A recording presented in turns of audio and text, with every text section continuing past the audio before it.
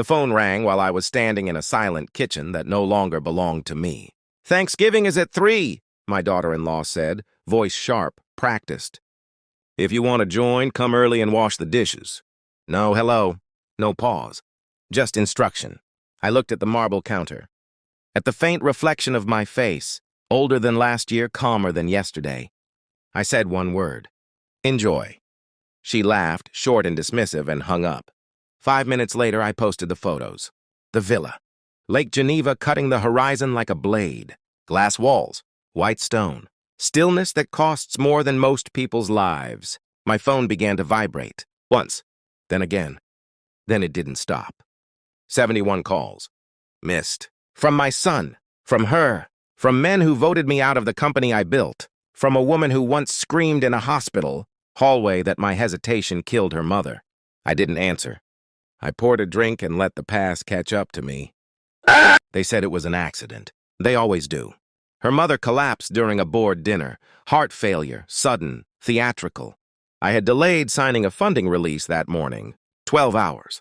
That was enough for them to draw a line between cause and corpse. She drew it first. "You were slow," my wife said that night, sitting at the edge of the bed. "If you'd acted sooner..." She didn't finish the sentence.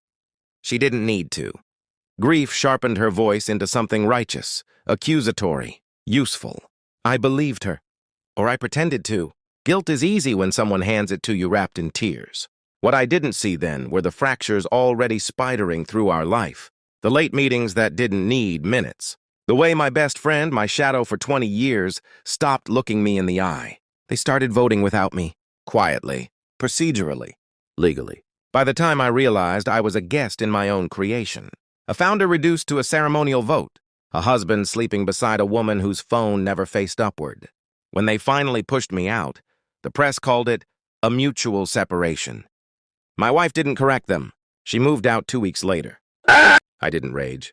Rage clouds data. Instead, I watched. I noticed how my best friend used phrases only she used. How his watch, my retirement gift to him, went missing the same month she stopped wearing her ring. I pulled call logs. I requested archived emails under the guise of an audit. Old habit. People never question confidence. I sat across from them at dinners, nodded at jokes, and memorized patterns. Infidelity leaves residue, not lipstick timing. Shared absences, mirrored silences, identical excuses delivered weeks apart. I ordered a DNA test. Not for a child, for a wine glass, her lipstick, his saliva.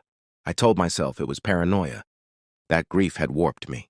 That betrayal was a story weaker men told themselves to survive failure. Then the lab called. I thanked the woman politely and ended the call before my hands could shake. Still I waited, because betrayal is never alone. It travels with accomplices, and I needed all of them.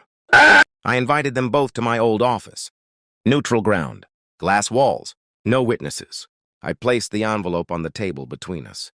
No speech, no accusation, just paper. My best friend opened it first. His confidence died quietly, like a light switched off in another room. My wife didn't touch it. She already knew. "I loved you once," she said. "But you froze. You cared more about clauses than people." I nodded.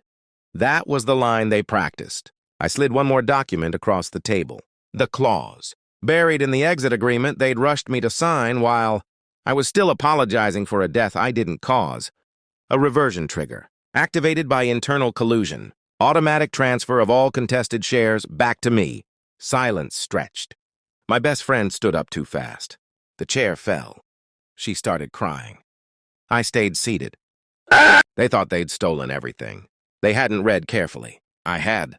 While they celebrated my removal, I registered the Swiss holding entity.